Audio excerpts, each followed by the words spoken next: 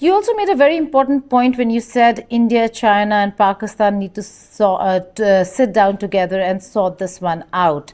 Are you looking at a trilateral on water? Because India has made it very clear that anything between India and Pakistan should remain bilateral and that India will not welcome any third party intervention. Well, if you look at the Indus River, many rivers which eventually converge into the Indus River originate in China's Tibet. And that means that India is not the sole upstream country as far as the water flowing into the Indus River. Actually, there are major rivers which feed into the Indus River originating from China. Therefore, this is the reason why I keep calling on India and Pakistan to really engage in peaceful negotiations between them.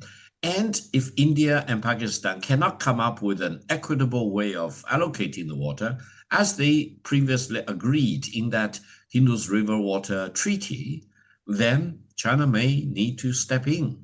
And this is regardless of whether India likes it or not. This is because the water originates in China. China is the real upstream country, and China, in my best judgment, does not want to see the midstream country try to deny water in the Indus River to the people in the downstream country. Period. As simple as that. Okay, you also made a very important point about lives being lost should water be weaponized. But again, Victor, then what about the lives of those that were lost in the Pahalgam terror attack? The terror is used as an instrument of state policy. Does that not concern and worry Beijing? I personally condemn terrorist attacks of all kinds and colors and shapes. However, whenever you have a terrorist attack, and inside Pakistan there have been terrorist attacks against Chinese nationals, we always call for thorough investigation and identify the real criminals behind the terrorist attacks and bring them to justice. No country should be justified to jump the gun and jump to the conclusion as if whenever there is a terrorist attack, it must be the government of a certain country. No, you need to exhaust all the investigation and really come up with all the evidence you need to gather before you want to use military means against the other country.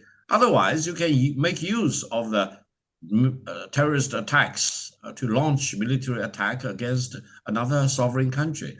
That's not the rule of the game in the world of today. The rule of the game is we all condemn terrorist attacks, but everyone needs to exhaust the investigation before they will be justified to use legal or military means against another sovereign country. I would have agreed with you, Victor, if this was only the first time. There are exhaustive investigations carried out for so many terror attacks in the past, but nothing was done by Pakistan, particularly the military. Bahawalpur, the hub for Masood Azhar, Murid Gate, training camps of Hafiz Saeed, and they still thrive. That should concern countries like China that have been fighting terrorism and fundamentalism as a country and as a whole.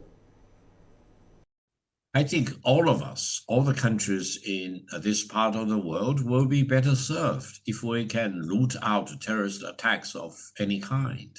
So there is a common goal for us to cooperate to weed out terrorist attacks. And on the other hand, I think every time when a terrorist attack takes place, we need to be very careful in doing the investigation and try to gather all the evidence to bring the real criminals to justice.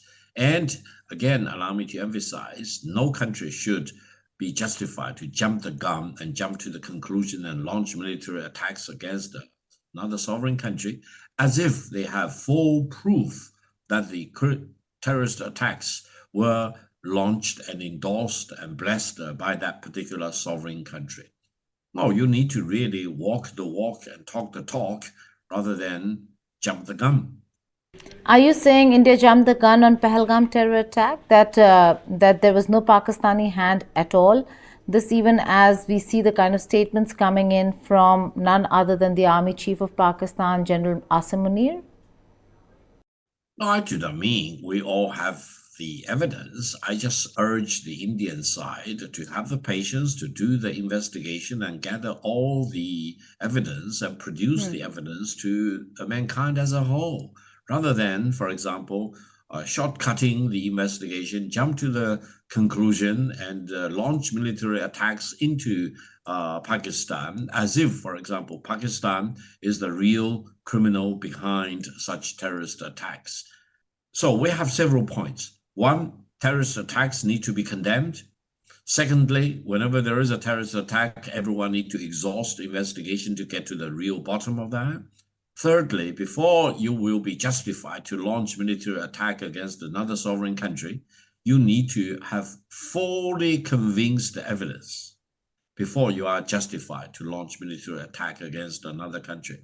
Otherwise, you escalate the situation. You do not solve the problem. You actually push the crisis into a bigger crisis.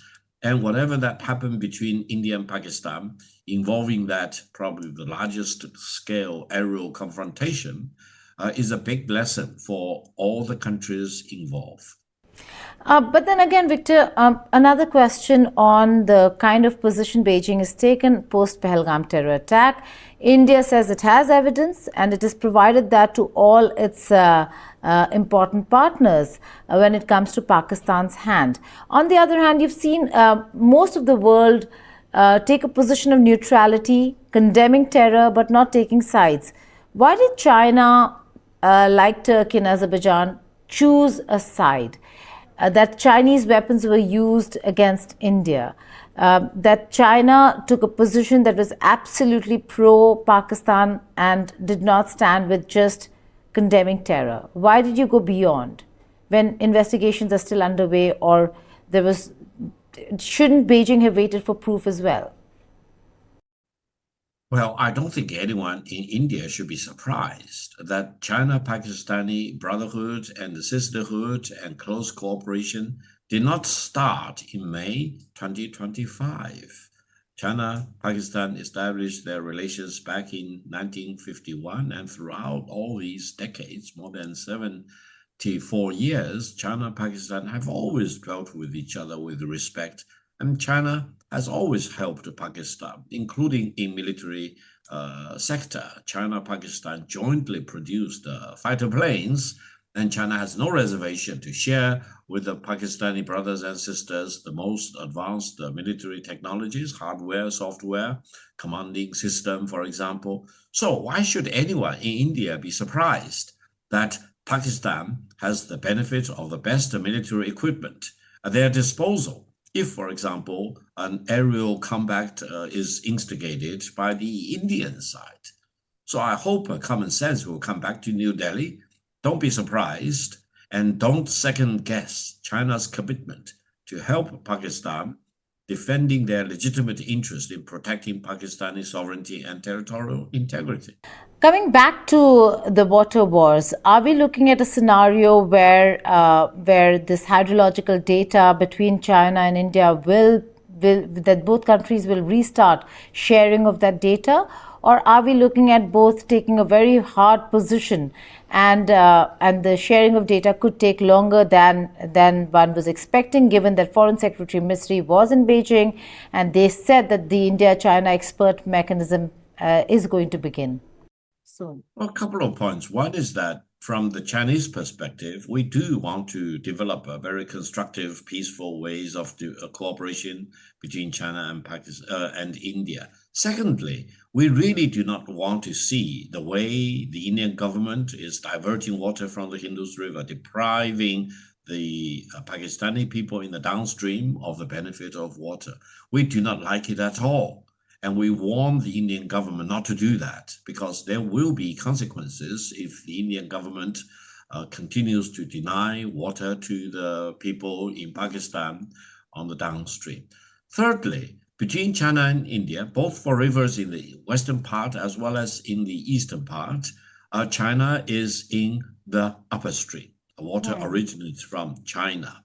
Therefore, for India, you need to be very careful. You do not want to create a situation where the Indian side will be accused of conducting illegitimate exercise of denying water to people in the downstream, because If you keep doing that, there will be consequences. What if someone else does exactly what you do to the Pakistani people, to you? What will be the consequence, for example?